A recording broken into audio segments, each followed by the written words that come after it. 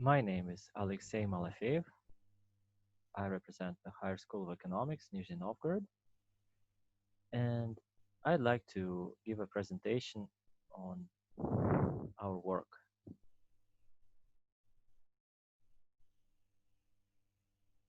This presentation will be devoted to the problem of authorship attribution in Russian and English.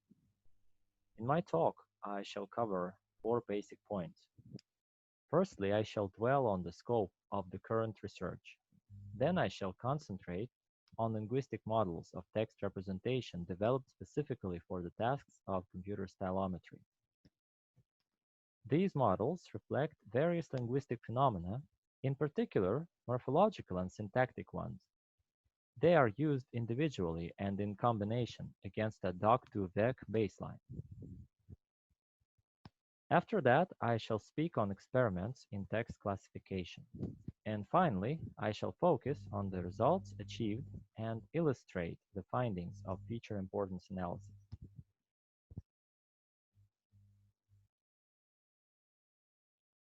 Authorship attribution is the task of determining the author of a written text based on a set of texts by candidate authors. Automatic algorithms for authorship attribution greatly simplify the solution of these problems and provide reliable and replicable results, which is especially important in criminal law and security matters. Most modern authorship attribution algorithms are based on formal and statistical models. Despite showing high accuracy in the classification problem, the algorithm results are difficult to interpret. In order to solve this problem, we propose more linguistically grounded models for authorship attribution. We believe that our approach helps identify stylistic markers that can be used as guidelines when attributing a text to a particular author.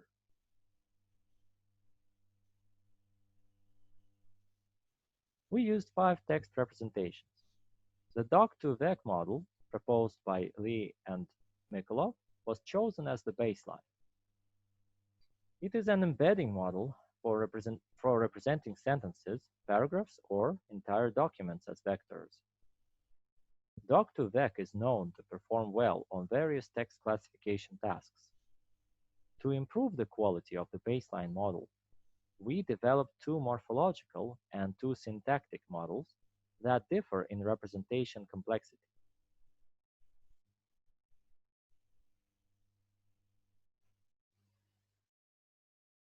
The so-called simple morphological and syntactic models include relative frequencies of parts of speech and syntactic relations present in the text.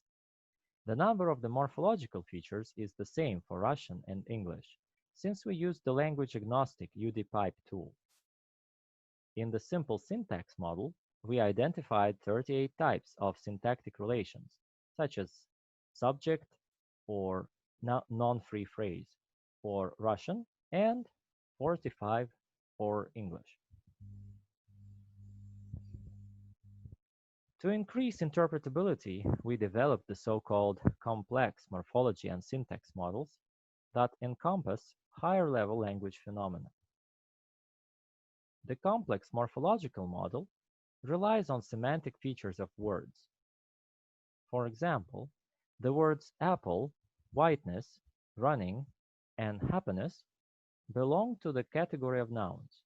At the same time, they mean different things semantically. An apple has a semantic feature of an object. Whiteness expresses an attribute. Running denotes a process. And finally, happiness expresses a state. The most ambiguous part of speech in terms of determining the semantic attribute was the noun. We used the Russian Semantic Dictionary by Natalia Yulievna Shvedova for grouping nouns based on their semantic features. The remaining parts of speech could also form a semantic group. For example, verbs, infinitives, and participles made up the process group.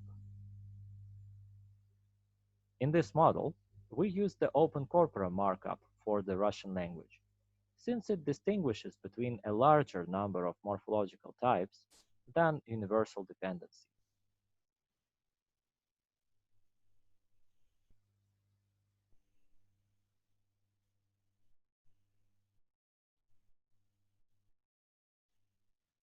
The semantic attributes used are closely tied to morphological characteristics of words, hence the name of the model.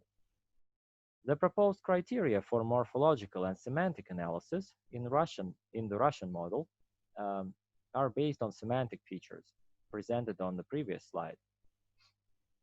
In the English model, we still used universal dependencies parts of speech, which resulted in a loss of some features available for Russian.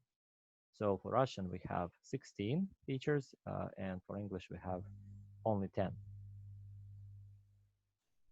An example of a feature under this model is dynamism. In Russian, this criterion is based on the ratio of words with the semantic attribute of process to all content words. In English, it is based on the ratio of verbs to the content words. This dynamism criterion allows one to determine how much the author is inclined to narration and active change of action. There were also criteria in our model that took into account the morphological characteristics of the entire text. Some examples are the proportion of verbs in the passive voice or verbs in the past tense to all verbs.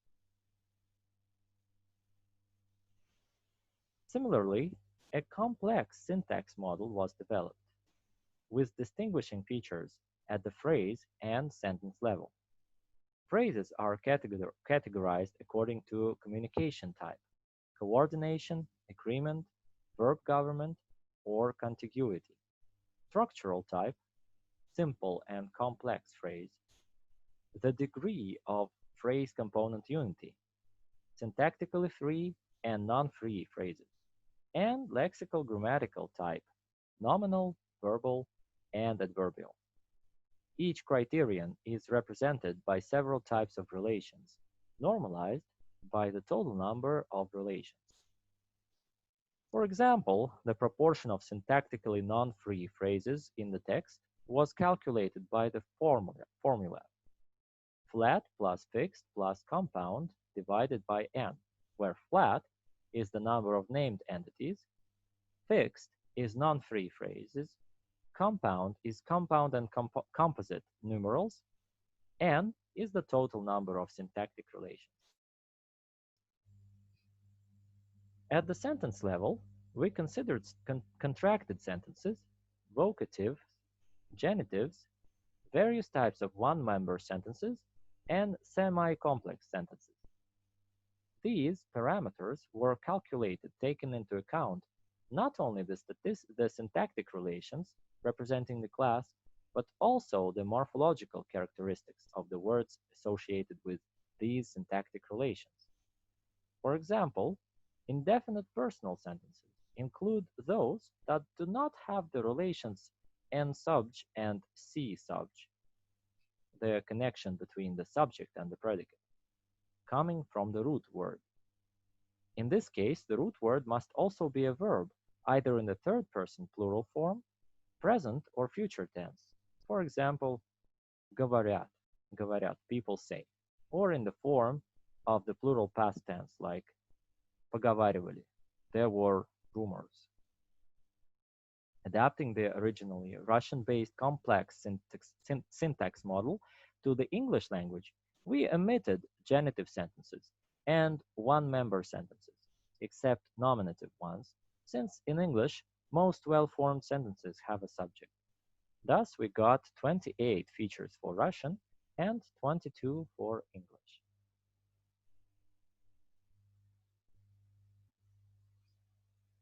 Now we shall move on to the experiment part. As I have already mentioned, we relied on the UDPipe library as the natural language processing framework. The following language models were used: English EWT and Russian Syntagrus models. For Russian, we used a corpus that contains 324 works of Russian literature, created by 30 authors spanning 18th through 21st century. For English, we selected 207 works by 34 classical English authors from the Gutenberg project. We divided the entire set of works into training and test sets in such a way that all authors were present, but different works by these authors were used for training and testing, like in PAN competitions. For Russian, the training set included 186 texts. That is about 5 million words, while the test set had 138 texts, about 2.5 million words. For English, there were 137 texts, about 15 million words in training, and 70 texts, or 7.4 million words, in the test dataset.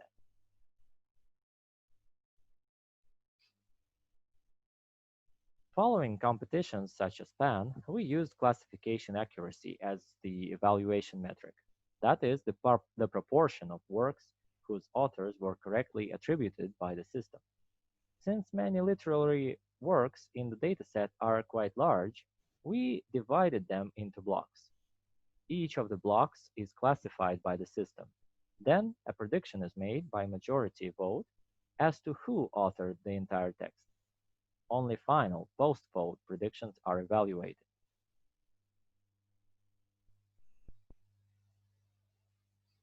In the experiments, the proposed morphosyntactic models were evaluated against the Doc2Vec baseline, independently and in various combinations. Classic machine learning algorithms were used, namely logistic regression with L1 regularization, random forest, and a linear SVC.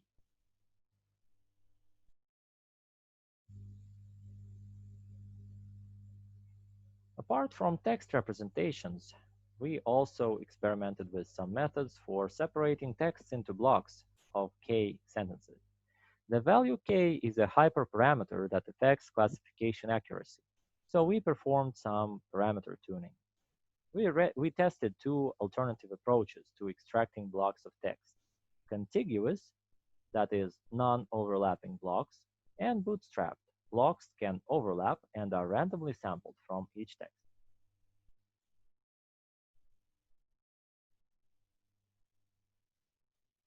Now I shall speak on the results achieved. We will only list results for logistic regression because it significantly outperformed random forest and linear SVC. Due to size constraints, we will not show the results obtained with each configuration: language, text representation, or a combination of text representations, machine learning algorithms, the value of K, and text sampling strategy. There were about 500 such combinations. We will discuss only the best results for each text representation model. As can be observed, the complex morphology and syntax models, when used individually, performed much worse than the simple morphology and syntax models, respectively. For Russian, the simple syntax model outperformed the baseline Doc2Vec method.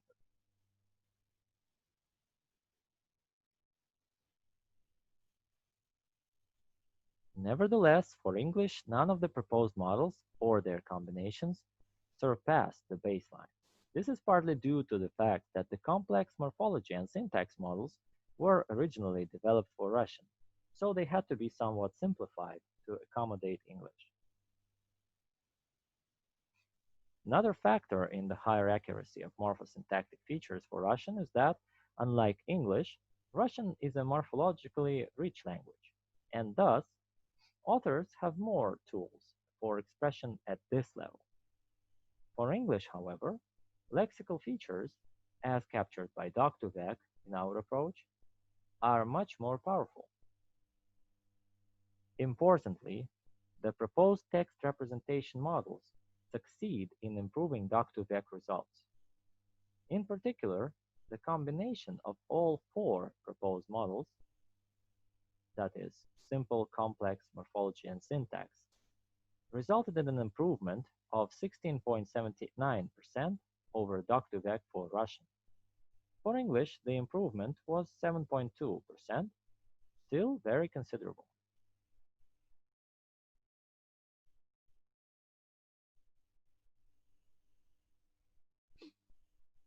We conducted an analysis of important features in each of the 4 proposed text representation models to determine which linguistic markers help distinguish one author from another. All important features are divided into universal and language-specific. Function words, as well as punctuation marks, fell into the category of universal ones. A universal feature for both languages appeared to be an expression of the author's opinion on the state of things in the work. In Russian, adverbs, particles, and introductory words are used for that purpose, while in English, authors use particles and verbs expressing real or unreal modality with the help of the mood category. Furthermore, a common feature for both languages is using semi-complex sentences, such as participles, parenthetic and epenthetic constructions, and so on. A specific feature for the Russian language appeared to be the usage of concrete and abstract nouns. These coefficients can tell whether the author discusses more the objective world or the world of abstract phenomena. Another specific feature for the Russian language is the use of pronouns. Presumably, certain categories of pronouns may characterize the styles of certain authors. For example, such categories as indefinite and demonstrative pronouns may prevail in the speech of one writer, but not in the speech of another.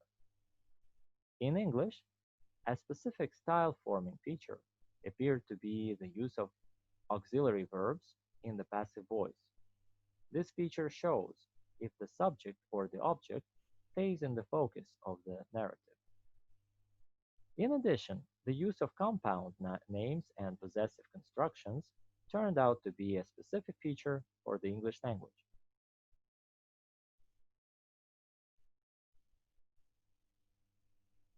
Thus, we have proposed and tested a novel approach to authorship attribution that consists in supplementing Doc2Vec with frequencies of parts of speech and syntactic relations, as well as with manually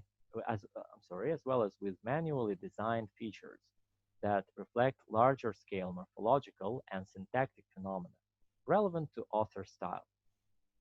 This approach is suitable for Russian and English, although we found that Lexis has a lot more impact on authorship attribution accuracy in English, while the proposed features at the morphology and syntax levels perform much better on Russian text.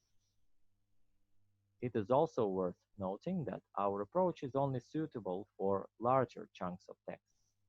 The performance with K less than 250 sentences drops significantly. For future work, it is possible to test similar approaches on other languages and perform a comparative study of feature importance for a larger set of languages. Thank you for your attention.